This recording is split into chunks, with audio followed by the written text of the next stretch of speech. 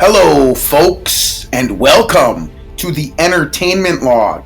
For our debut episode, we're going to highlight Ice Cube's debut studio album, America's Most Wanted.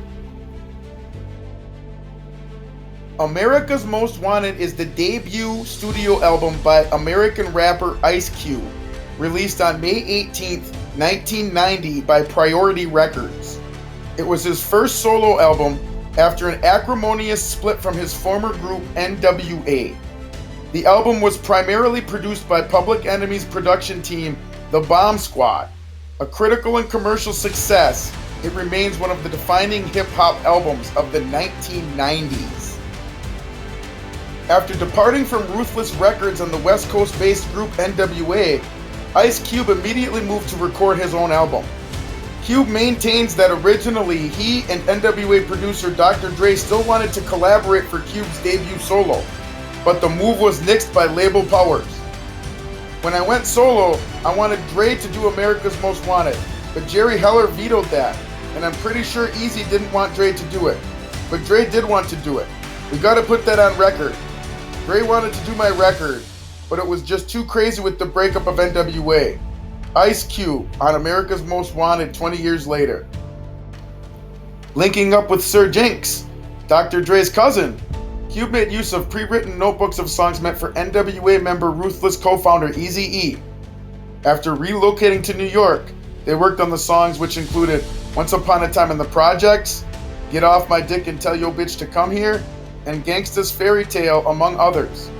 Under fire from his former group with the song 100 Miles and Runnin' from the EP of the same name, he also recorded the song Jacking for Beats, using beats allegedly planned for use on the next N.W.A. album, though he would use this several months later on the Kill at Will EP. After contacting Public Enemy's production team, the Bomb Squad, they completed the album. The album received a fair share of production credit to various Bomb Squad members, with an appearance by Public Enemy frontman Chuck D, despite Jinx's claims that the only Bomb Squad member fully present was Eric Sadler. Hank Shockley spoke on meeting and working with Ice Cube in a Kool-A magazine interview. Cube contacted me, wanting to know if we could do a few tracks for his solo album after the whole N.W.A. thing came to what it was. And I was like, I'll do it if I can do the whole album. And he said, that's what I was hoping you would say, you know? And when we were in the studio, he showed up with notebooks and notebooks full of new rhymes, a bag full of rhyme books.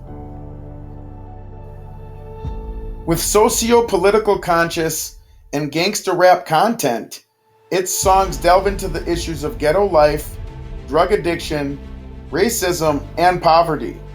Throughout the album, Ice Cube incessantly attacks institutional racism as well as social norms which directly or indirectly allowed the oppression of those living in the ghettos of Los Angeles to continue. On Endangered Species, he predicts that his neighborhood would become a flashpoint for violence before 1992's scandal over the beating of Rodney King, and takes police to task for the policies that would later lead to the LA riots that resulted. Throughout the album, Cube takes some controversial stands, referring to certain types of African Americans as Oreo cookies, implying that they appear black on the outside but have internally negative white tendencies. Arsenio Hall is specifically mentioned as being a sellout. Cube also heavily criticizes R&B and hip-hop radio stations for watered-down broadcasting.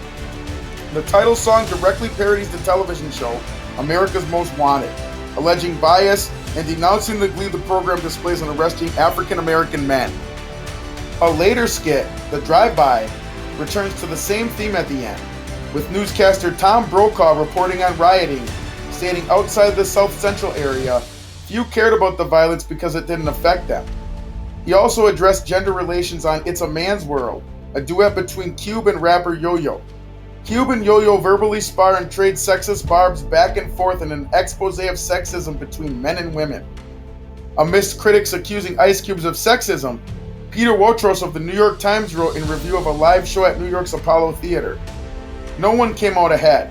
Any new sense of cultural violence or sexism promoted by the record had dissolved into a traditional battle of the sexes. No better or no worse." Upon release, America's Most Wanted received critical acclaim, and over the years it has been regarded by many as a hip-hop classic. In the Washington Post, David Mills wrote that with the album, Ice Cube has now proven that he was N.W.A.'s crucial element. He's an unusually gifted rhymer, and his delivery is even more self-assured than it was when he dissed every cop in the nation. The source commented that Ice Cube's performances are given the perfect backdrop by the Bomb Squad, who the magazine said had really outdone themselves by integrating funky pimp-type grooves into their metallic bum rush style of beats. Stephen Wells of N.W.A. felt that while Ice Cube's political awareness and eloquence are undermined by his cock-waving machoism, the latter is somewhat tempered by his self-deprecating sense of humor, with Wells ultimately calling the album alternately appalling, refreshing, confused, and dynamic. Writing for Entertainment Weekly, Greg Sandow viewed America's Most Wanted as an important social document, but not necessarily cohesive art, nonetheless acknowledging that Ice Cube emerges as a rapper most original for his uncompromising tone. Well, deemed the album musically as original as A Tribe Called Quest and probably doper, the Village Voice's Robert Christgau found Ice Cube's lyrics generally distasteful, despite his gift for rhyme and narrative. Rolling Stone critic Alan Light declared the album a disappointment and said that the relentless profanity grows wearisome, the Bomb Squad beats lose steam, and Cube's attitudes towards women are simply despicable.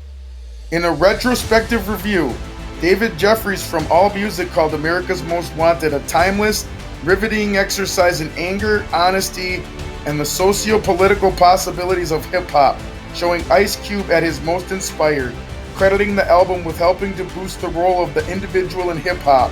In the 2004 Rolling Stone album Guide, Peter Relic praised it as an album of menacing, unflinchingly fierce rhymes that took millions of listeners deep into the terrors of South Central LA. Alan Light reapprised the album in the liner notes of its 2003 reissue, noting its musical sophistication, brutal imagery, and relentless intensity, and deeming it one of the most loved, hated, and pivotal albums in the history of hip-hop.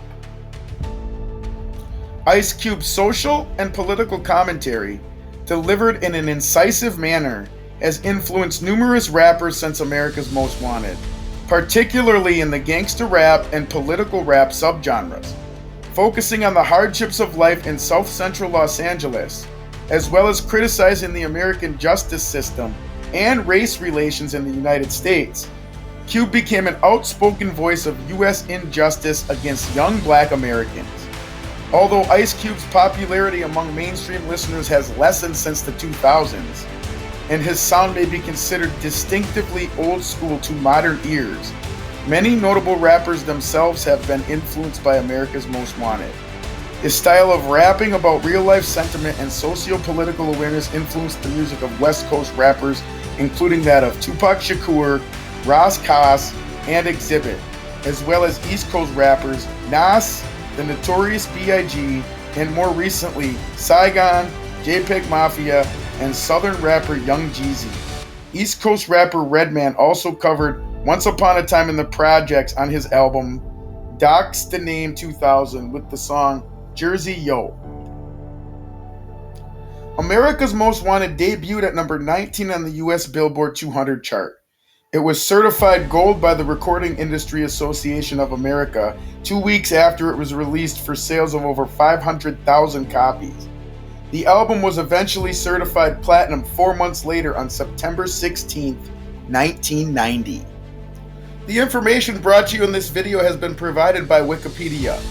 If you enjoyed this video, don't forget to smash that like button and subscribe to the Entertainment Log.